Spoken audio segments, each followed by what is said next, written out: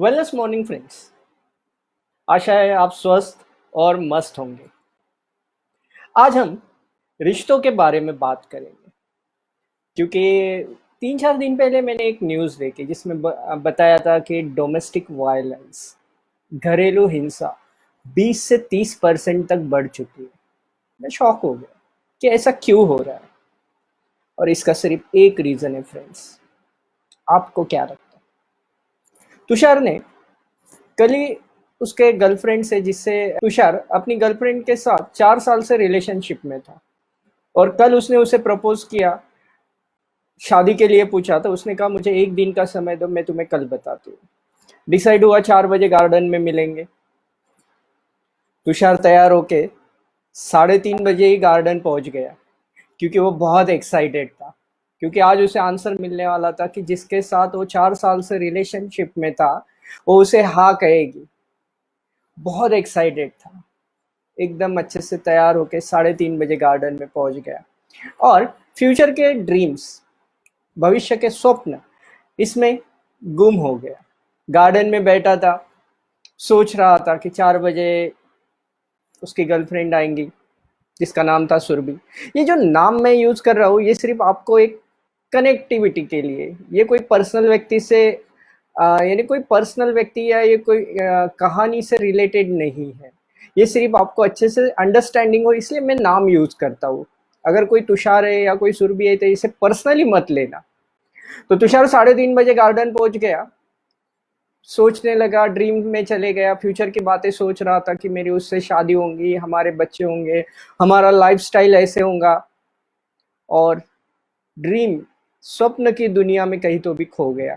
कब 4:20 हुए उसे पता ही नहीं चला, और एकदम सडनली जब वो ड्रीम से जागा तो देखा 4:20 हो गए और सुरभि अभी तक नहीं आई।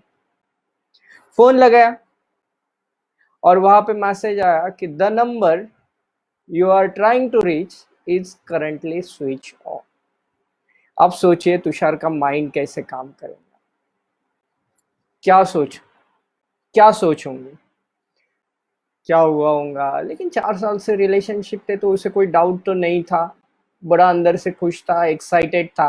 और क्या हुआ, 4:30 पे जब उसकी नज़र कंटिन्यूअसली गार्डन के गेट पे थी तो उसको सुरभि आते हुए दिखी। दोनों आए, एक बेंच पे बैठे, और जनरली पता है ये लोग कौन से बेंच पे बैठे होंगे। कहीं एक कॉर्नर के बेंच पे बैठे थे। तुषार बड़ा एक्साइटेड था, उसे सुनना था कि वो शादी के लिए रेडी है। और आज सुरभि कुछ उकड़ी उकड़ी सी थी, शांत थी, जो एक हमेशा रेडियो जॉकी की तरह बड़बड़ बड़बड़ किया करती थी, आज एकदम साइलेंट थी। तुषार को कुछ समझ में नहीं आ रहा था, तो उसने पूछा, सुरभि तुम मुझे आज बताने वाली थी जो मैंने कल पूछा था, तुमने क्या डिसाइड किया है? सुरभि वहां पे खड़ी हुई, तुषार अच्छा हो तुमने कल मुझे पूछा, मैं पिछले 6 महीने से तुमसे बात करने वाली थी, बताने वाली थी। तुषार बोला, हाँ बताओ ना। वो बड़ा एक्साइटेड था, लेकिन सुरभि का जो वॉल्यूम था आज बहुत डाउन था। तुषार, आज के बाद तुम मुझे मिलने की कोशिश मत करना, हम आज से ये रिश्ता यहाँ ब्रेक कर रहे हैं, और मुझे लगता है यही ठीक है, क्योंकि मेरा परिवार इसे कभी एक्सेप्ट नहीं करेगा। और सेकंड, लोग भी हमारे बारे में बातें करने लग गए, और मैं नहीं चाहती हूँ कि मेरी बदनामी हो, तो हमें यहाँ ये चीज़ों को स्टॉप करना है। तो तुषार जो था, शॉक हो गया, उसे समझ में नहीं आ रहा था क्या रिस्पॉन्स दे। और सुरभि फिर बोली, सुरभि ने देखा तुषार का जो मूड था एकदम डाउन हो गया एकदम से, तो उसने सोचा कि उसने कहा, क्या हम फ्रेंड्स बन सकते हैं? तुषार ने कोई रिस्पॉन्स नहीं दिया, कोई आंसर नहीं दिया, और सुरभि भी उसे देखते रही, और कोई रिस्पॉन्स न मिलता हुआ देख वो समझ गई कि अभी क्या होगा उसे भी पता नहीं था। तुषार सिर्फ खड़ा था, शॉक में था, उसे पता ही नहीं चल रहा था कि वो कैसे रिस्पॉन्स करे, जो अभी ड्रीम देख रहा था, फ्यूचर के आगे की सोच रहा था। सडनली वो सारे ड्रीम कोलैप्स हो चुके थे, गिर चुके थे, और वो एक स्टैचू की तरह सिर्फ खड़ा था। सुरभि वहां से निकल गई। ये केस स्टडी 1 है। अब केस स्टडी 2 का बात करते हैं। प्रकाश और छाया एक हस्बैंड वाइफ है। प्रकाश आज ऑफिस से आया और छाया ने उसे चाय दी और थोड़ी देर बाद छाया बोली, प्रकाश तुम मुझसे पहले जैसा प्यार नहीं करते, तुम मेरी पहले जैसी केयर नहीं करते, तुम बदल गए हो। दिन रात ऑफिस मोबाइल मोबाइल, क्या यही तुम्हारी लाइफ है? प्रकाश सोचने लग गया कि तुम मुझसे पहले जैसा प्यार नहीं करते। पहले जैसा प्यार यानी मैं केयर नहीं लेता? मैं तो मेरी नॉर्मल सी लाइफ इसके साथ बिता रहा हूँ, मुझे तो कोई इशू नहीं है, कोई प्रॉब्लम नहीं। और वो भी वही सोच में साइलेंटली बैठ गया।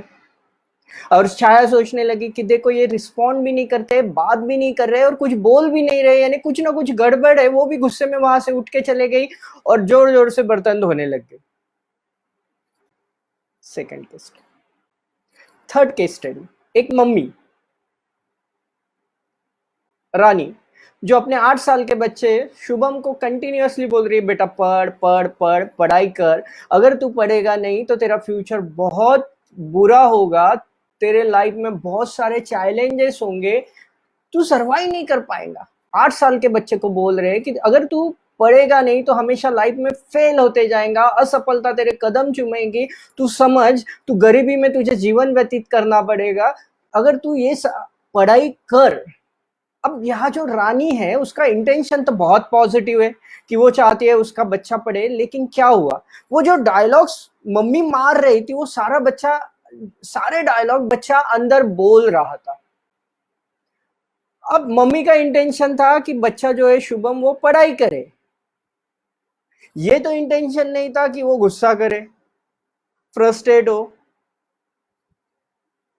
शुभम ने अपने दोनों हाथों की मूड बंद कर दी, जो छोटा भीम फाइट करने के पहले करता है ना, क्योंकि शुभम कार्टून भी देखता था, और सेम वो गुस्से वाला पोजीशन उसने ले लिया। लेकिन मम्मी तो चाहती थी कि मैं जो बोल रही हूँ उसके बाद ये बच्चा पढ़े।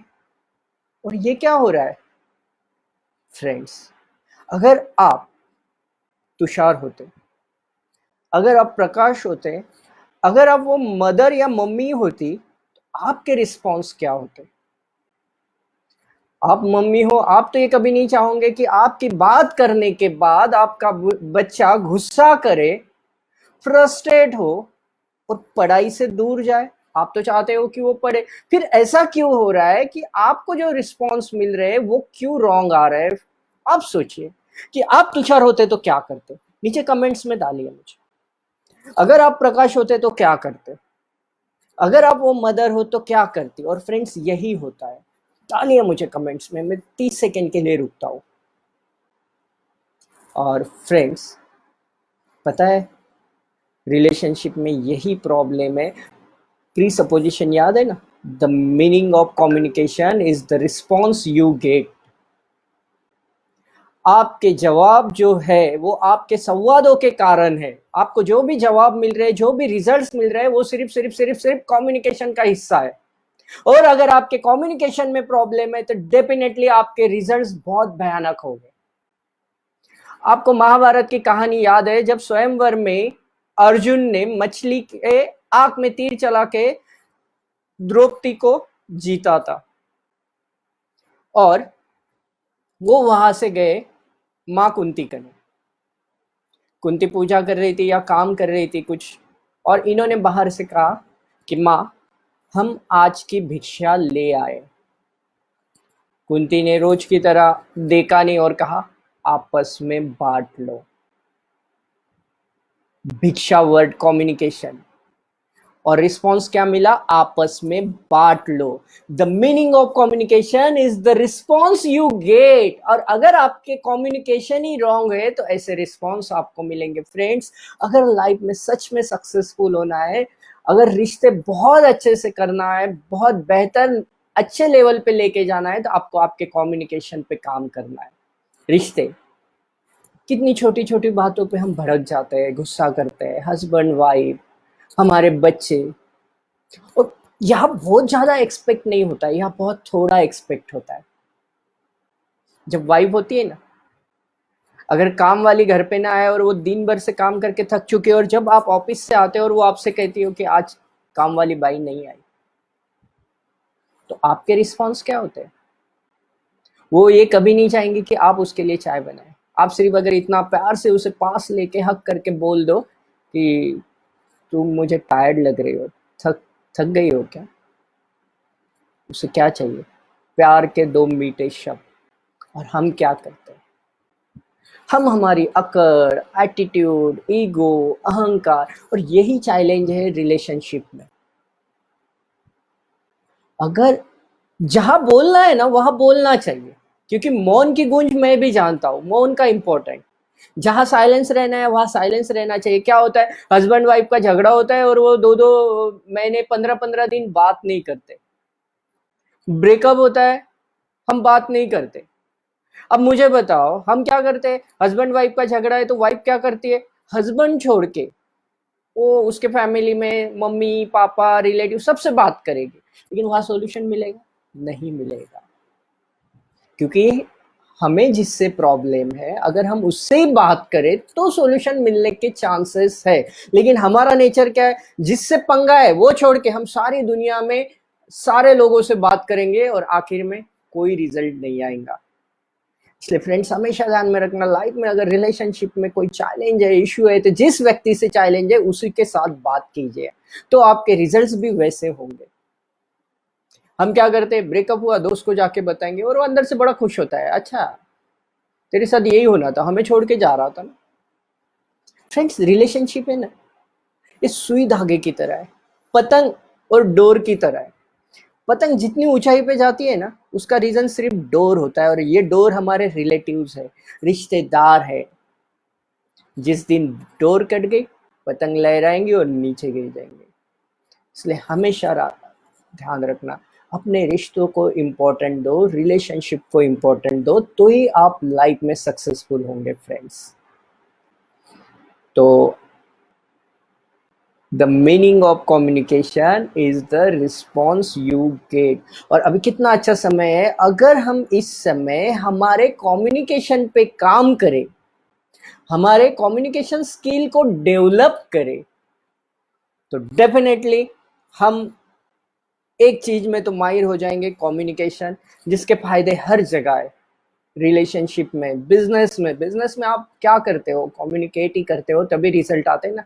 जब कस्टमर आता है, ग्राहक आता है, तो सेल्समैन क्या करता है? कम्युनिकेट करता है।